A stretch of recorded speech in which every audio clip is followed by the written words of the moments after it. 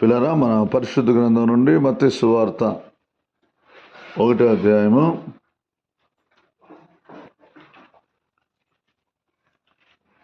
21వ మాట చదువుకుందాం.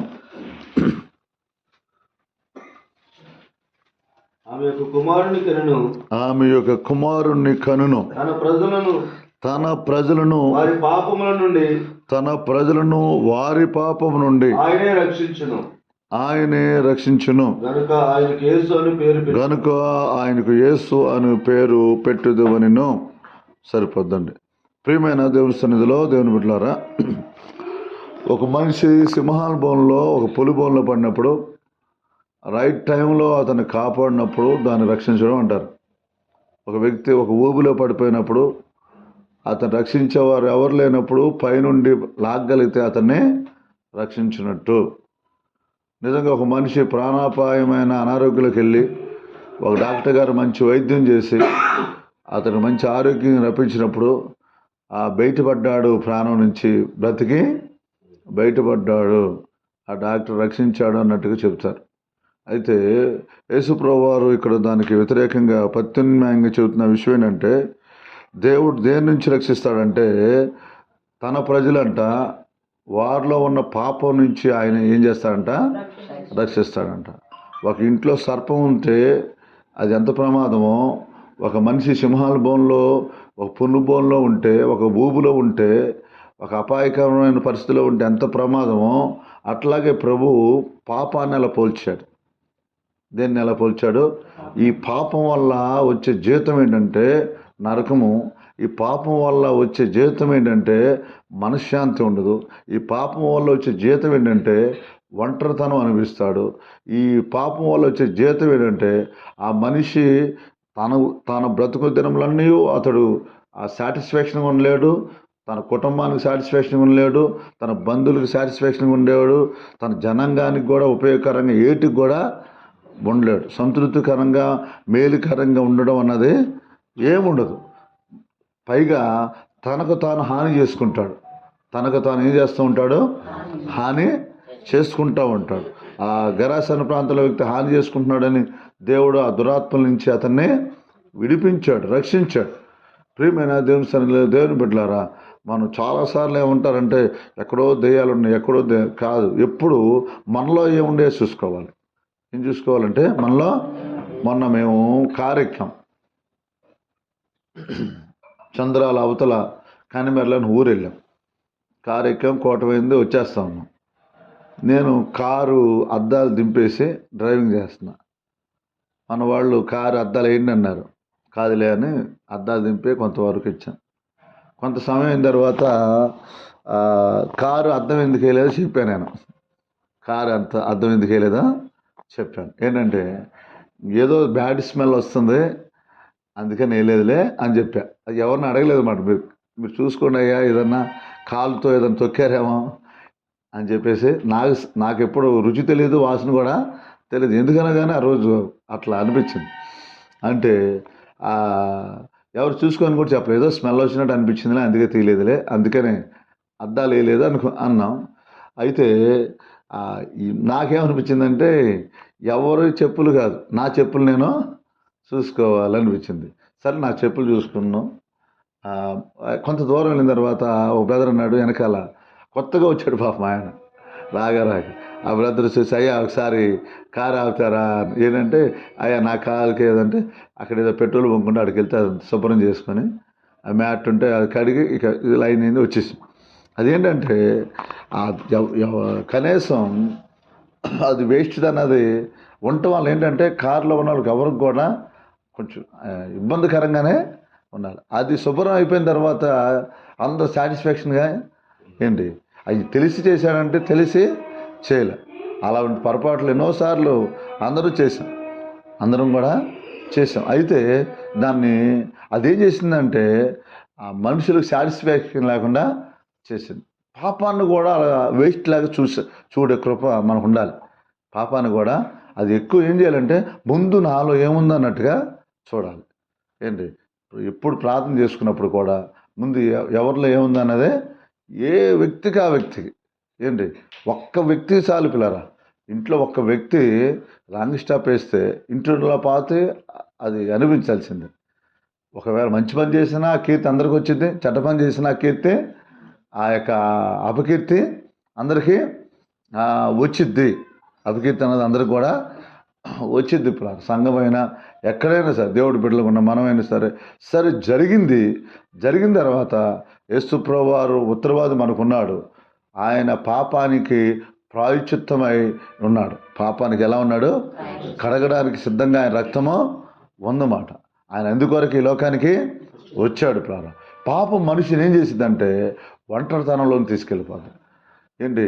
ఆ కుంగిపోయేలాగా చేసేది, అందరికీ దూరం ఉన్నది చేసేసిద్ది. పిల్లలు నిజంగా యేసుప్రభువు వారు 2024 సంవత్సరాల క్రితం భూమి మీదకి వచ్చి సువార్త ప్రకటిస్తున్నప్పుడు యాకోబు బాబు దగ్గరికి వెళ్తాడు. యాకోబు ఈయనకి ఏదో ఆకలేస్తుందని వీళ్ళందరూ ఊర్లోనికి వెళ్తారు శిష్యులు. ఏంటి? అక్కడికి ఒక సహోదరి వచ్చింది. సహోదరి వచ్చినప్పుడు ప్రభు ఆమెతో మాట్లాడినప్పుడు యేసుప్రభువు వారు మాటలు విని నిజంగా యేసుప్రభువు వారితో డిస్కషన్ చేసిన తర్వాత కొంత సమయానికి అర్థమైంది ఈయన దేవుడు అన్న విషయానికి అర్థమైంది. ఆమె లోపం కూడా ఆమెకి అర్థమైంది. నిజంగా ఆమె హృదయపూర్వకంగా అడిగిద్ది, అయ్యా నిజంగా నాకు దప్పికి తీరడానికి ఆ జీవజల నీళ్లు నాకు కావాలి అని అడిగిద్ది. ఎందుకంటే లోకంలో ఏటులో దప్పికి తీరదు పిల్లలు. అవి తాత్కాలికమైనవి అవన్నీ. ఏంటి? మీ ఇష్టం, మీకు బాగా ఇష్టమని కొంత బంగారం కొనుక్కోండి, ఇంకా ఏమైనా ఉంటే బాగుంటుంది అనిపించింది. ఇలా మంచి ఫర్నిచర్ కొనుక్కోండి, ఇంకా ఏదైనా ఉంటే బాగుంటుంది. ఇల్లు మొత్తాన్ని మంచి ఏదో రకంగా వాల్ పేపర్లు అంటించేసుకోండి, ఇంకా ఎక్కడికైనా వెళ్తే ఇది కాదు ఇంకోటి చేస్తే బాగుండేది. తృప్తులుద్దా అంటే ఏంటి? ఏ మనిషిని చూసినా కంటికి ఒక వ్యక్తిని చూస్తే ఈ వ్యక్తి బాగుందా అనుకుంటే ఇంకొకరికి అంతకన్నా బాగుంటారు, ఆ వ్యక్తిని అంతకన్నా బాగుంటారు. విషయం ఏంటంటే లోకంలో దేంట్లో తృప్తి లేదు పిల్లరా. నిజంగా అప్పుడప్పుడు ఇంట్లో పాట పెడతా ఉంటారు. ఏంటంటే తృప్తి లేని జీవితమే ఏంటంట శాపకరం అంట. ఏం జీవితం అంట? చాలును. ఏంటి? సాతానంట చాలును అందంట, చాలును అందంట. ఏంటి? మన జలగలం కాదు, సాతానం కాదు, నరకము. ఈ చదివారిపోయిన సాంస్కృతిక గ్రంథంలో ఉంటుంది. అది చాలును అన్నం ఏంటి అని మనకెందుకు? నువ్వు చాలు వేసాయా అనాలి మనం. ఏమనాలి? ఏంటి? ఈరోజు పచ్చిమిర్చి ఇచ్చేవి చాలు, నలగారం ఇచ్చేవి చాలు, దోసకాయ కూర ఇచ్చేవి చాలు, తోటకూర కూర ఇచ్చేవి చాలు అనాలి మనం. ఏంటి? చాలామందికి అన్నీ ఉంటాయి, కానీ మనశ్శాంతి అన్నదే ఏంటి? మనశ్శాంతి అన్నది ఉండదు పిల్లరా. చాలామందిని కొంతమంది చూస్తే వాళ్ళు ఏదో పదవుల్లోనో ఏదో పరిస్థితుల్లోనూ గొప్పవాళ్ళు ఉన్నాడు, వాళ్ళని చూస్తే బాధ వేసింది. అరే వీళ్ళకి మనశ్శాంతి ఉండదు పాపం, వీళ్ళకి ఎప్పుడు నుంచి ఏ శత్రువులు అవుతారో తెలియదు. ఏంటి? పైకి మాత్రం అలా కనబడతారు అని చెప్తాం. పాపం ఏదో కావాలని చేసినా, తెలియక చేసినా, కావాలనే దాన్ని అంటించుకొని కారెక్కాడా ఏంటి? పాపము ఎవరికి కావాలని వాళ్ళు చేస్తారంటే ఏదో తెలుసో తెలియకో ఆ యొక్క ఊర్లో ఆ సమరస్త్రీ ఏదో సాతాను చేతిలోనికి చిక్కిపోయింది. కానీ అంతరంగం ఎరిగిన దేవుడు ఎవరి దగ్గరికి వెళ్ళాడు? వారిలో ఒంటరైన వారి దగ్గరికి, బలహీనుల దగ్గరికి. ఆయన వాక్యలో మంచి మాట ఉండిద్ది. ఆయన అంటే రోగులకి వైద్యుడంట. ఏ రోగికి? హృదయం ఘోరమైన వ్యాధి కలదంట.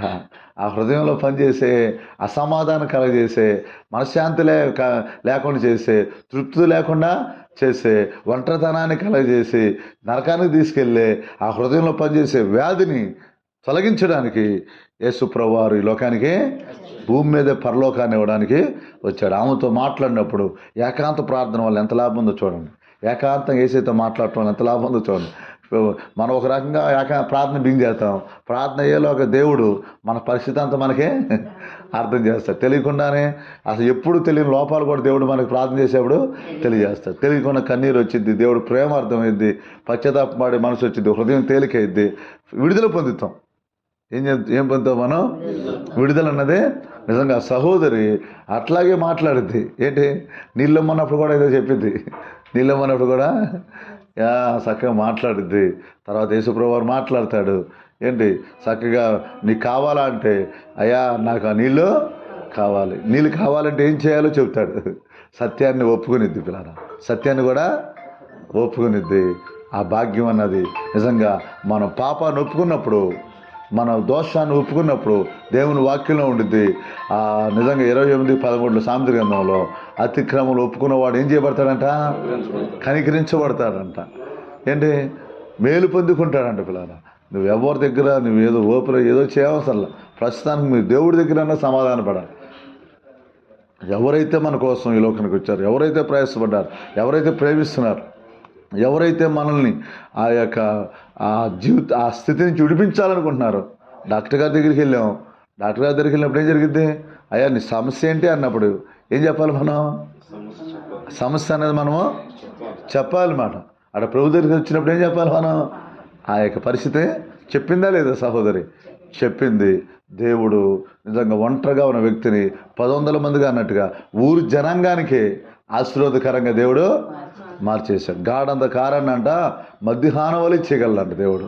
ఏంటి? ఎన్నికలైన వారిని బలమైన జనంగా ఆయన వారిలో ఒంటరైన వాడిని 10 మందిగా దేవుడు చేస్తాడంట. పిల్లరా, అరణ్యంలో ఆయన త్రోవను కలగజేస్తాడు, ఎడారిలో నీటి సెలయర్ని ప్రవహింప చేస్తాడు. పిల్లరా, మారా అనుభవాన్ని మధురంగా మారుస్తాడు. ఆయనకి అసాధ్యమైందంటే ఏదియో లేదు. పిల్లరా, దేవుడు మన కొరకే వచ్చాడు. మన కొరకు మనల్ని బాధించే ఆ పాపం నుంచి విడిపించడానికే వచ్చాడు. కాళ్ళలో ముళ్ళుంటే ఏం చేస్తామంటే కష్టమైనా సరే తల్లిదండ్రులు ఏం చేస్తారు? దాన్ని తెస్తారు. ముళ్ళు గుచ్చుకున్న ఎక్స్పీరియన్స్ ఎవరికి ఉందో లేదు, కానీ చాలా బాధ ఉండదు అన్నమాట. చాలా మాది పల్లెటూరు కాబట్టి ఎన్నిసార్లు గుచ్చుకొని ఉంటాయో మాకు. ఏంటి ఆ ఎక్స్పీరియన్స్ మామూలుగా ఉండదు అన్నమాట. ఏంటి దాన్ని తీసినప్పుడే అట్లాగే హృదయంలో ఉన్నది ఎవరి మీదైనా బాప్తి చేసుకోవాలి. అది ఉంటే మనకు మంచిదే కాదు. లోకంలో ఎక్కడ ఉండదు పిల్లల సాటిస్ఫాక్షన్. పాపం ఎతికిందేమో ఆ సహోదరి, కానీ ఎక్కడా. అందుకని భక్తుడు పాట పాడతాడు, జగమంతా ఎతికాను జనులందరినీ, చివరికి ఎక్కడ దొరికిందంటే ఆయనకి. కళ్ళు మూసుకోండి, ప్రార్థన చేసుకుందాం.